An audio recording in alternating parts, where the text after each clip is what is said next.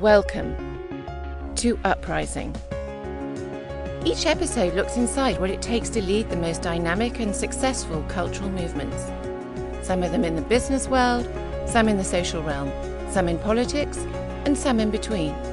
To see why people start uprisings, what gives those initiatives momentum and keeps them going, and most important, what lessons can you learn from these movements and how to apply them to your business and even personal life.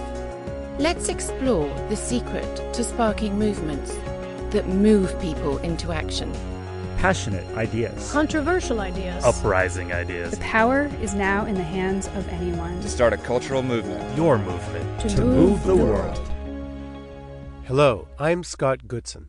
Donald Trump made a decision to do something that is almost as old as the United States of America. He began the quest to become the president. It has been a campaign unlike anything we've seen before. He's psyched out his opponents. He's outwitted the GOP. He's ignited a massive movement of followers across the country that continues to gain steam, feeding off fears and insecurities. At last reckoning, he seems unstoppable. Donald Trump. Love him, hate him. What can we learn from him? I'm really fascinated by the Trump movement. How do you see humans in this primary? Their innate behaviors and their actions when you compare it to all your research on chimpanzees. This is primatologist Frans De Waal from Emory University. He knows a lot about primate behavior. Chimpanzees are very good, for example, in divide and rule strategies. So an alpha male will, for example, always try to undermine the coalitions of his rivals in order to maintain his own coalitions as the dominant force. So if you study in chimpanzees how this goes, there's a lot of, in the challenging phase, there's a lot of blustering and intimidation going on. And I think that's where Trump is really special, is that he intimidates his opponents because nothing seems to faze him, and he insults them right back if they insult him. And of course, political commentators for the longest time in this country, they have thought it was going to be about who has the best plan for the economy, who has the best arguments. But I'm not sure that arguments are what is settling this. It's more like who has the biggest mouth. That's what's going on at this moment almost. And in chimpanzees, that matters also. Like who is the least intimidated by others and who intimidates them the most. And in that regard, Trump is a wonderful, blustering monument of certainty and a big mouth. Whether he can translate that into leadership, that's something else. I think, of course, that's what he would want to do if he ever is elected. But I don't think that's at play at this moment. The Republican candidates have been squaring off in some heated debates, and Trump's facial snarls seem to be gaining more and more followers. The body language of Trump is also very interesting, because the body language is like, I'm not afraid. No one can scare me, basically. Mm-hmm. And another strategy that he uses, which always is having a common enemy, of course. The question is why? Why create an enemy? That is why people rally around him. It's like he's showing them that he's very strong and not afraid of anybody, but he also has created an enemy image. In his case, it's the immigrants, and so there's an enemy that everyone rallies around in order to confront the enemy. He mentions these outside groups like immigrants or Muslims or whatever they are. He rallies everyone around him, and he has found his enemy. And sometimes it's political candidates, but most of the time it's actually people who are far away, and probably after the election he won't care about that issue anymore. Female voters don't seem to be flocking to Trump as much as males. And in fact, women, it suggests in some polls, are quite intimidated by him. Obviously, some women are very positive. If you look at chimp colonies, how do the females respond to a dominant male or a male challenging a leader? The females in a captive colony are very important. So in the wild, the females are dispersed over the forest and they don't get much involved, and they try to stay out of these brawls because it is not really to their benefit to get involved. Mm-hmm, mm-hmm. In captivity, where the females have nowhere to go, and so for example, the Arnhem Zoo colony, they live on a very large island, all the females are present, they do get involved because it's in their interest to select who will be the alpha male. Right. And so the females may all band together. Usually there's a lead female, an alpha female, who keeps them in line, so to speak. The alpha female has, let's say, a favorite male, and she makes sure that all the females are behind that male, or at least not against that male. And so then the females support one particular male, and that's a very important factor often in deciding who becomes the alpha male. And that's also why male chimpanzees, when they are vying for positions, they try to curry favor with the females. So they groom the females, they play with their children. They're normally never interested in infants, but when they are challenging each other for position, all of a sudden they develop an interest in infants, and they, just like human politicians, they hold them up in the air. The chimpanzee males, they will tickle the infants in front of their moms to show how reliable a male they are. They're wonderful with kids and all of this. And so that same sort of strategy is going on. There is a commonality between how human women are responding to this and the chimps. It's interesting. Female politicians like Hillary Clinton, I collect pictures of politicians pulling certain faces and doing certain things.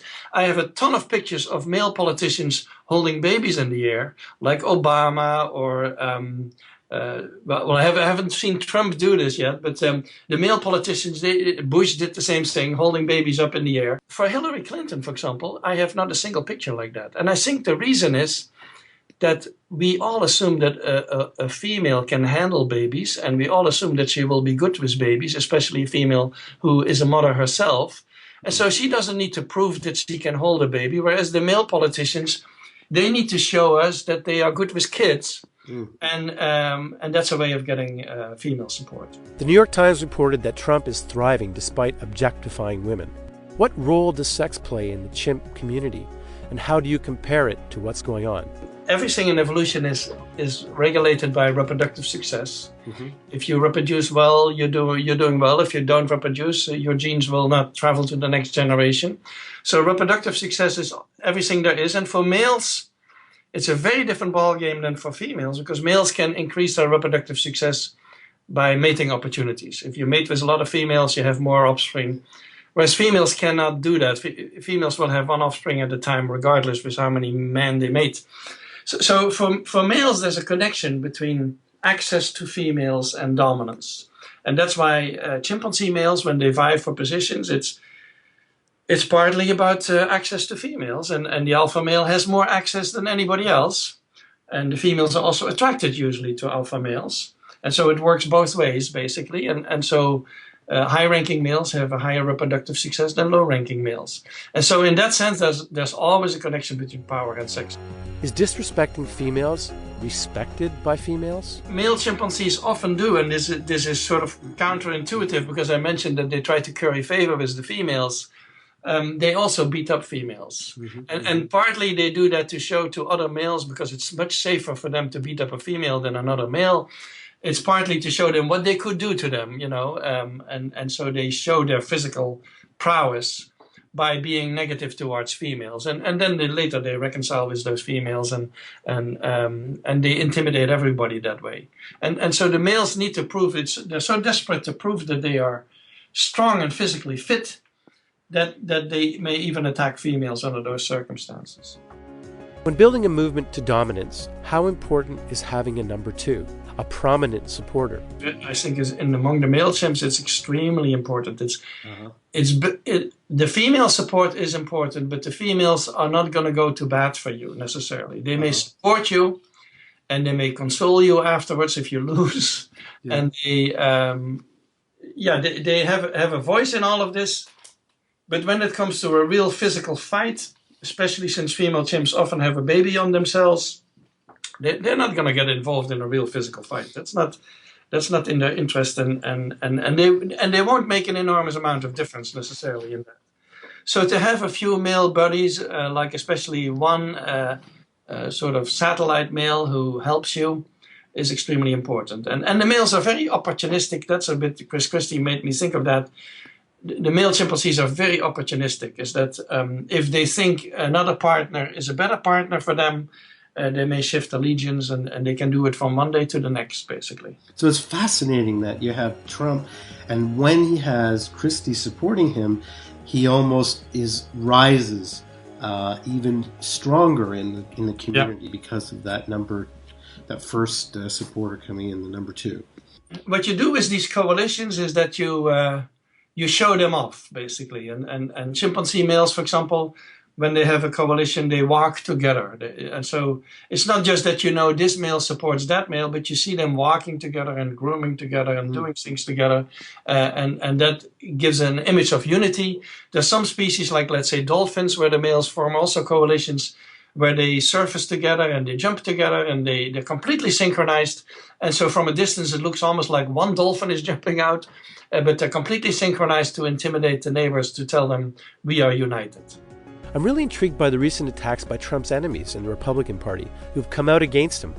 What do you make of this? Yeah, I'm very interested in that because I've always used the primaries as an example of the need for reconciliation. So, for example, even Bush and McCain, George Bush and McCain, they had the dirtiest fight against each other, but in the end, they embraced each other. And there's a very famous image of McCain embracing Bush, and it looks extremely awkward.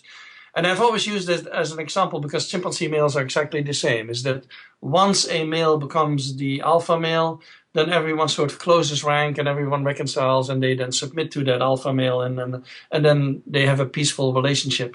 And so the primaries in the US are a wonderful example of strategic reconciliation where you have to reconcile, otherwise the party is going to fall apart. So for example, Sanders and Clinton, whoever wins, they will have to reconcile, otherwise the Democratic Party is going to fall apart. Right. And the same thing has to happen among the Republicans. And the way things are going at the moment, I'm curious because it may not happen. We've talked about how creating an enemy motivates people to join a movement. After the election is over and done, can millions of people in the movement forget what's been said about Mexicans and Muslims? Is it possible to reconcile? Trump has made the calculation that at least the illegal immigrants he doesn't need, and maybe the Hispanics he doesn't need. He has made that calculation. And so I don't know what he's going to do after the election. But reconciliation is more what happens between the players, so to speak. And so in chimpanzees, that's very common, is that there are all these battles going on and intimidations going on. And then by the end of the day, they're going to be reconciling because they still need to be, for example, chimpanzee males need to be united against the neighbor males. And the same is true in a larger human society like the American society. Whatever the political parties do, at some point you're still going to need each other in order to have a functioning government. Are you worried about what you see? He has opened a can of worms, very ugly worms, and I think we all knew that they existed, but they have all come out of it, and I'm not sure how we get them back in. Thank you for joining our Uprising today and listening to our show. If you missed the show, or if you want to find out more about who was on, or if you want to learn more about how to create your own Uprising, please go to uprisingmovements.com. You can also download this Uprising program from iTunes. Uprising was produced by Nicola Keneally and Adam Helen, with special help from Melanie Boardman, Karin Drachenberg, Philippa Freeman, Brianna Campbell, Fashad Faroudi, Mark Bruzy, Will Issam, James Politi, and Jonathan Weeks. A special thank you to primatologist Frans De Waal. My name is Scott Goodson, and you've been listening to Uprising. What we can learn about movements and uprisings that are shaping our world in business, in society, and in between. For more on cultural movements and movement marketing, be sure to pick up a copy of the best-selling book Uprising, How to Build a Brand and Change the World by Sparking Cultural Movements, available on Amazon.com. Amazon.com.